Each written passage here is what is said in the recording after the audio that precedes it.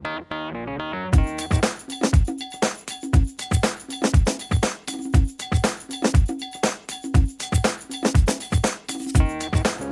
been redone, but that's how I got into it. That's where I started, just with the roots itself. Fantastic. So you started out at a young age, and then obviously, did it take a back seat when you got into medical school? Well, it took a back seat actually before that. Then I got into magic, and I was really thoroughly into magic, close-up magic and mentalism. In college and medical school, I still did a little bit of vent, but then medical school takes over. You have no time for breathing, much less ventriloquism.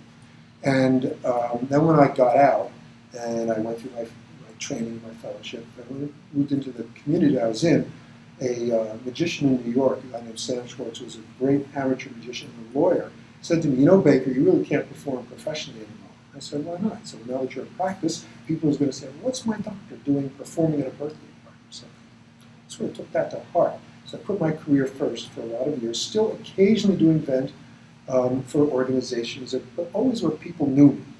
And then after some time, I guess about 5 or 6 years ago, I think we're talking about 2008 or so, one day after doing a good show for an organization where people knew me, I asked myself, am I good enough to do this for people who don't know me? That's a really interesting question to ask yourself. I'm not that good. So I took a course in stand-up comedy at a local comedy club in Long Island. And after the graduation show, I got a call from the director of new talent at Caroline's on Broadway, New York. So I performed there a number of times, and then it just sort of took off from there. I sort of set the magic aside. And I realized that one of the reasons I love vent, I love making people laugh, as we all do. I've often said there's nothing quite like that feeling when the puppet delivers a line, and there's a couple milliseconds pause while the audience gets it, and then you're hit by a wave of laughter. That's like, must be like drugs to a drug addict, I think. And the other thing I love about vent is that unlike magic, it is illusion, but without deception. Everybody knows what's going on. You're not trying to pull anything over on anybody. So there's none of the challenge aspect that there is with magic.